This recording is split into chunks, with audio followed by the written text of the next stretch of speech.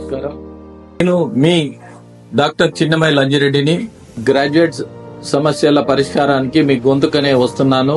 మీ మద్దతు నాకు అందించి నా అభ్యర్థిత్వాన్ని బలపరిచి మొదటి ప్రాధాన్యత ఓటు వేసి గెలిపించాలని ప్రార్థిస్తున్నాను. భారత్ మాతాకి జై.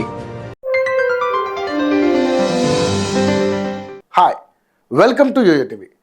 భారత రాష్ట్ర సమితి నుండి పార్టీ ఫిరాయించి కాంగ్రెస్లో చేరిన 10 మంది ఎమ్మెల్యేలపై అనర్హత వేటు పడే అవకాశం ఉందని బీఆర్ఎస్ పార్టీ ఈ అంశాన్ని చాలా సీరియస్గా తీసుకుని సుప్రీంకోర్టులో పిటిషన్ వేయడం జరిగింది.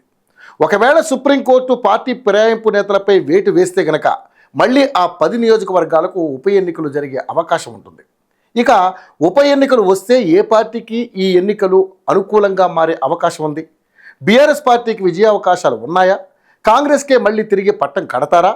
ఈ రెండు పార్టీలని పక్కన పెట్టి బీజేపీ పార్టీ వైపు ప్రజలు మొగ్గు చూపుతారా అన్న ప్రధాన చర్చ ఇటు రాజకీయ వర్గాల్లో అటు సామాన్య ప్రజానికంలో చర్చ జరుగుతుంది. ఇక ఉప ఎన్నిక వస్తే ఎవరి వైపు ప్రజలు ఉన్నారు, ఎవరికి ఈ ఎన్నికలు ప్లస్ కానున్నాయి, ఏ పార్టీకి బై ఎలక్షన్ బెటర్ రిజల్ట్ ఇస్తాయి అని అనాలిసిస్ చేస్తే దిమ్మ తిరిగే అంశాలు వెలుగులోకి రావడం జరిగింది.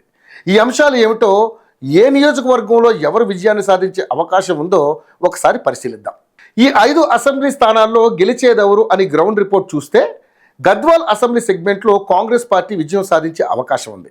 2023 అసెంబ్లీ ఎన్నికల్లో భారత రాష్ట్ర సమితి నుండి బండ్ల కృష్ణమోహన్ రెడ్డి కాంగ్రెస్ అభ్యర్థి సరితా యాదవ్పై పోటీ చేసి విజయం సాధించడం జరిగింది.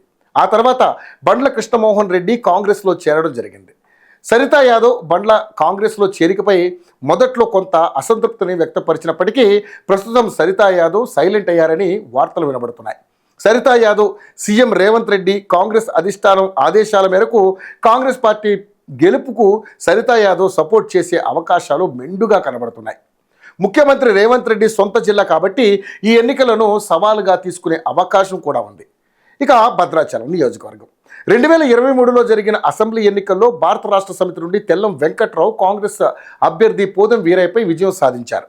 దాదాపు భద్రాచలం మినహా ఖమ్మంలో అన్ని నియోజకవర్గాలను కాంగ్రెస్ స్వీప్ చేసింది. ఇక ఖమ్మం జిల్లా నుండి కాంగ్రెస్లో సీనియర్ నాయకులు, అనుభవం ఉన్న తుమ్మల నాగేశ్వరరావు, డిప్యూటీ సీఎం బట్టి విక్రమార్క, మంత్రి పొంగిరెడ్డి శ్రీనివాస్ వంటి రాజకీయ దురంధరులు ఉన్నారు. కాబట్టి ఒకవేళ ఉప ఎన్నిక సమరం ఎదురైనా మళ్ళీ కాంగ్రెస్ పార్టీ భద్రాచలం స్థానాన్ని ఈజీగా కైవసం చేసుకునే అవకాశం బలంగా ఉంది. ఇక బాన్సువాడ నియోజకవర్గంలో పోచారం శ్రీనివాసరెడ్డి బలమైన అభ్యర్థి. గతంలో బీఆర్ఎస్ ప్రభుత్వంలో స్పీకర్గా పనిచేయడం జరిగింది. ఈ నియోజకవర్గంలో పోచారంకు మంచి పట్టుంది. 2023లో జరిగిన అసెంబ్లీ ఎన్నికల్లో కాంగ్రెస్ పార్టీ నుండి పోటీ చేసిన ఏనుగు రవీందర్ రెడ్డి బీఆర్ఎస్ అభ్యర్థి అయిన పోచారం శ్రీనివాసరెడ్డి నుండి ఓటమిని చవిచూడాల్సి వచ్చింది. ఇప్పుడు ఒకవేళ ఉప ఎన్నికలు జరిగినా ఈ అసెంబ్లీ స్థానం నుండి మళ్ళీ పోచారం కాంగ్రెస్ అభ్యర్థిగా పోటీ చేస్తే విజయాన్ని సునాయాసంగా అందుకుంటాడా లేదా అన్నది ప్రస్తుతం రాజకీయ వర్గాల్లో చర్చ జరుగుతుంది. ఎందుకంటే ఈ నియోజకవర్గంలో గులాబీ పార్టీకి మంచి పట్టుంది, బలమైన కార్యకర్తలు కూడా ఉన్నారు. ఇక్కడ నుండి పోటీ చేసిన ఏనుగు రవీందర్ రెడ్డి ఎల్లారెడ్డి నుండి వచ్చి బాన్సువాడ నుండి పోటీ చేయడం జరిగింది. ఇతను లోకల్ అభ్యర్థి కాకపోవడం కూడా పోచారంకు బాగా కలిసి వచ్చిందని చెప్పొచ్చు. కానీ ఇప్పుడు ఒకవేళ ఉప ఎన్నిక జరిగితే బీఆర్ఎస్ పార్టీకి విజయం దక్కే అవకాశం ఉన్నట్లుగా బలమైన వార్తలు వినబడుతున్నాయి. ఇక 4వది స్టేషన్ ఘన్పూర్ నియోజకవర్గం. ఈ స్టేషన్ ఘన్పూర్ నియోజకవర్గంలో కడియం శ్రీహరిపై ప్రజల నుండి కొంత వ్యతిరేకత ఉంది. కడియం ఏ పార్టీ అధికారంలో ఉంటే ఆ పార్టీలోకి వెళ్తాడని ప్రచారం ఉంది. ఏ ఎండకు ఆ గొడుగు పడతాడని ఎప్పటి నుండో ప్రచారంలో ఉంది. తన కూతురుకు ఎంపీ టికెట్ ఇప్పించుకోవడానికి కాంగ్రెస్లో చేరాడని మరో అంశం చక్కర్లు కొడుతోంది. కడియం కూతురు కూడా ఎంపీగా పోటీ చేసి విజయం సాధించింది. ఈ నియోజకవర్గం ఎప్పటి నుంచో బీఆర్ఎస్ పార్టీకి కంచుకోటగా ఉంది. ఈ నియోజకవర్గంలో గులాబీ పార్టీకి బలమైన కార్యకర్తలు ఉండడం గమనార్హం. కాబట్టి ఉప ఎన్నిక జరిగితే భారత రాష్ట్ర సమితి గెలిచే అవకాశం ఉంది. ఇక 2014, 2018, 2023 ఎన్నికల్లో ఈ నియోజకవర్గంలో గులాబీ పార్టీ విజయకేతనాన్ని ఎగరవేసింది. ఇక 5వది ఖైరతాబాద్ నియోజకవర్గం. ఈ ఖైరతాబాద్ నియోజకవర్గంలో గులాబీ పార్టీకే గెలిచే ఛాన్సెస్ ఎక్కువగా ఉన్నాయి. ప్రస్తుతం ఎమ్మెల్యే దానం నాగేందర్, విజయారెడ్డి ఒకే పార్టీలో ఉన్నారు.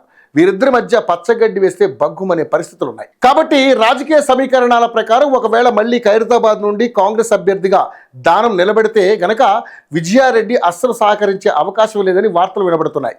ఎందుకంటే 2023 అసెంబ్లీ ఎన్నికల్లో బీఆర్ఎస్ అభ్యర్థి దానం నాగేందర్ చేతిలో కాంగ్రెస్ నుండి పోటీ చేసిన విజయారెడ్డి ఓటమి పాలయ్యారు. కాంగ్రెస్ నుండి దానం పోటీ చేస్తే ఎట్టి పరిస్థితుల్లో అక్కడ నుండి గెలిచే అవకాశం లేదని వినికిడి.